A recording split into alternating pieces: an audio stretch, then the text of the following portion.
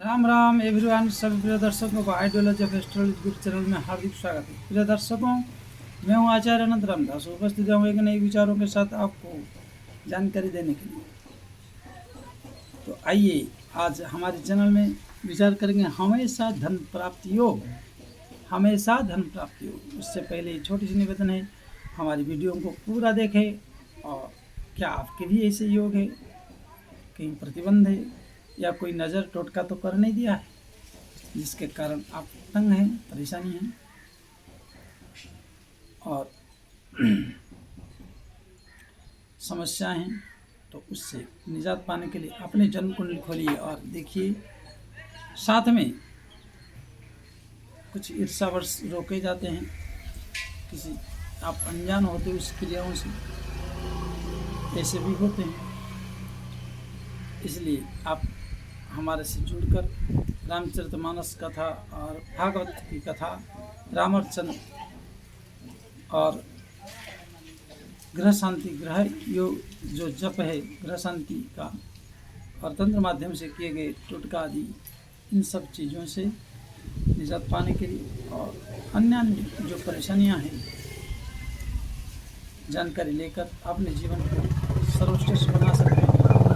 और आपकी कुंडली में कहीं अगर इस प्रकार धन योग हो और आपको रोक दिया गया हो तो आप उसका निराकरण करा सकते हैं। तो आइए जानते हैं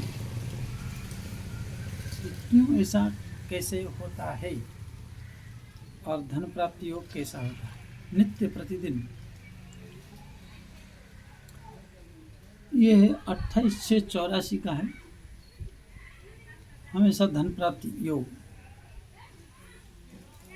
सूरत से हैं,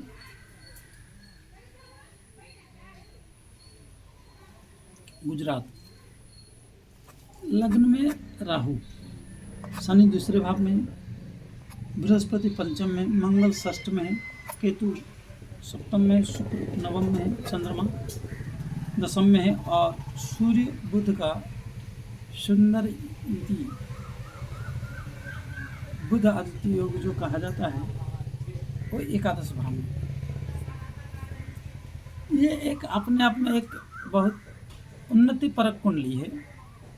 और इस कुंडली को क्या कहना है, जिससे 10 में से जाकर एकादश में बैठ जाए, या एकादश से आकर दशम में, या 10 में से जाकर भाग्य में बैठ जाए, या भाग्य से जाकर दशम में बैठ जाए। जीवन की ये 3 भाव इसलिए है कि ये कर्म के साथ जुड़ जाते हैं।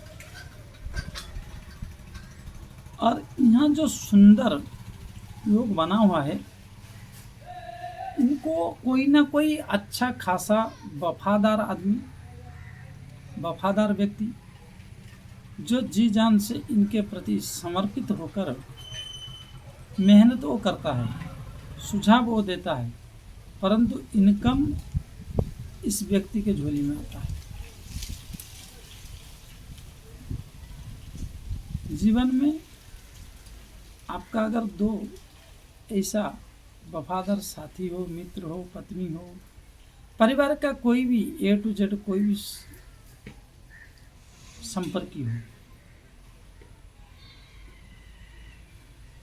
वो आपकी सुझाव के लिए और आपको जो राय दें वो एक तो सोचे समझे और उसमें कुछ मजबूती हो, उसमें कुछ विचार करके आपकी हित चिंतक हो।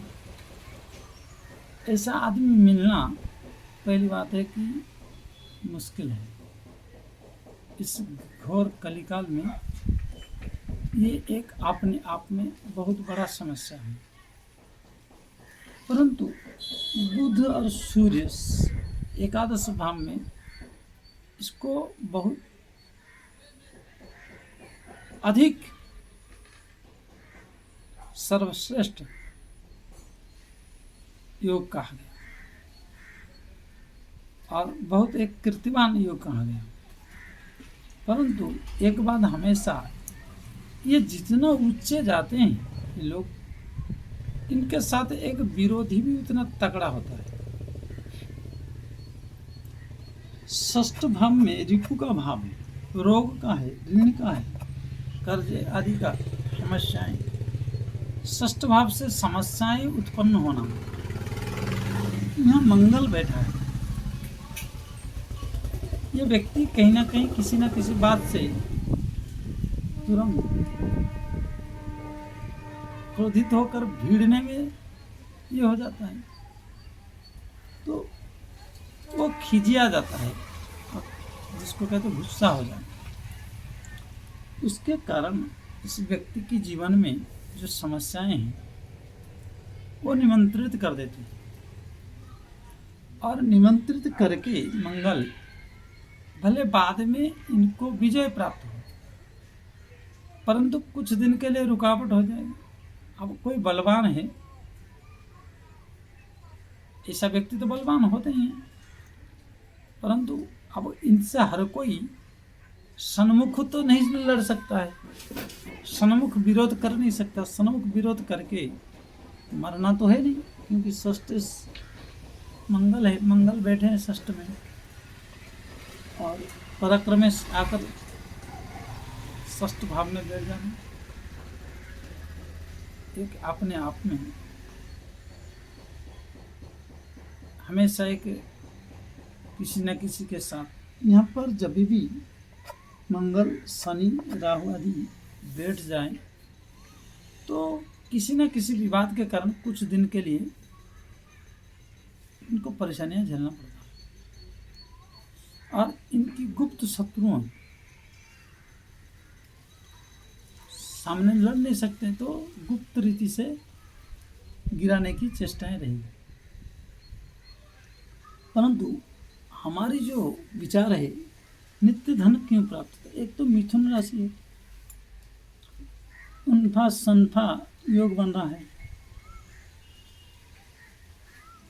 शुक्र का है, आगे पीछे चंद्रमा है, बुध आदित्य योग है।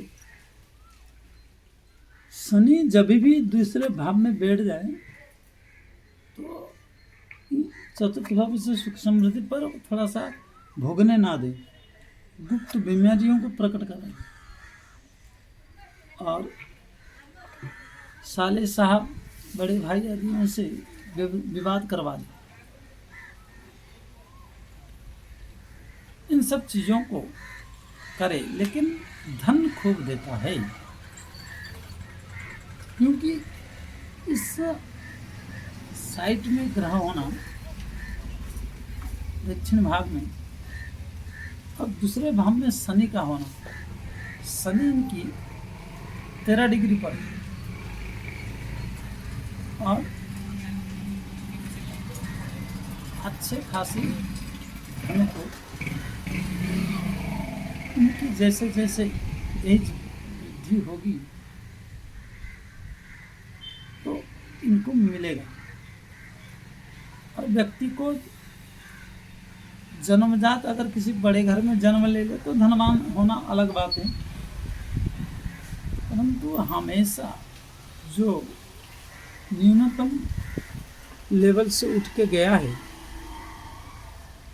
जो छोटे लेवल से उठ के गया है, उस व्यक्ति को हमेशा जीवन की 40 के बाद ही मिला, परंतु इनको 32 के बाद सूर्य बुध का एकाग्रत होने के कारण इनको अच्छा खासा धन का योग बना, एक अच्छे जगह लग गए हैं। खैर ये लग तो गए थे 25 साल की, 26 प्लस में, 24 के प्लस में ही लग गए थे,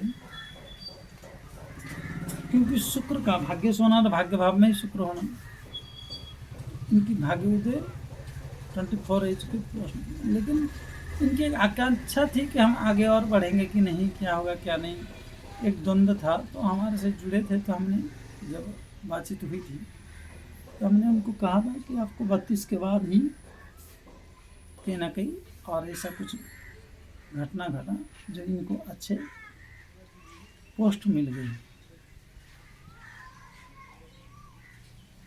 पोस्ट परिवर्तित हो गया, उसको छोड़ के दूसरे जगह जंप कर ली और उसमें अच्छा खासा इनकम का स्रोत। आजकल तो किसी भी तरह सिक्का लग जाना चाहिए।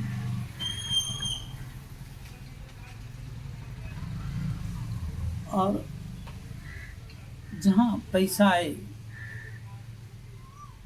स्वार्थ परमार्थ नहीं तो व्यर्थ, तो अहंकार, मंगल जो अहंकार का प्रतीक है, बृहस्पति पंचम दृष्टि से भाग्यों को देखना, सप्तम दृष्टि से सूर्य बुध को देखना, लग्न को देखना, ये अपने अपने एक जबरदस्त योग। और इनकी जो बाकी जिंदगी ठाकुर जी कृपा से बची हुई है, वो एक अच्छा धनवान और अच्छा धन का आगाज की ओर ले जाएगा।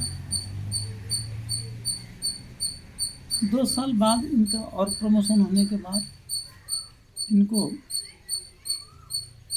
दूसरे भाव में शनि होना, अन्य विचारों में अगर छोड़ दे, जब भी शनि का दशा चालू हो तो झोली भर भर के, बोरा भर भर के एक लॉन्ग पीरियड देगा। 16 साल कम से कम कस के एकदम धन देगा, कहीं से भी देगा, भले जाते जाते ले जाए, लेकिन 16 साल कम नहीं होते, जीवन की एक अंग होती है। और ऐसा शनि, दूसरे भ्रम में बैठा हुआ शनि की दशा अगर कहीं 25 के बाद की एज के बाद लग जाए तो फिर बल्ले बल्ले हो जाए। इसलिए इस प्रकार इनकी जीवन बहुत बढ़िया धनमय होने वाला है और होता रहेगा। इसलिए अगर इनकी एक खतरा है कि रुकावटें केवल मंगल देगा। अगर इस बात को समझ गए तो बीच बीच में धर्म और कर्म आदि कराते रहें तो उस निराकरण से छुटकारा निजात पा सकते हैं, नहीं तो बंध जाएंगे। क्योंकि राहु और केतु का होना और मंगल का यहाँ होना एक बंधन योग है।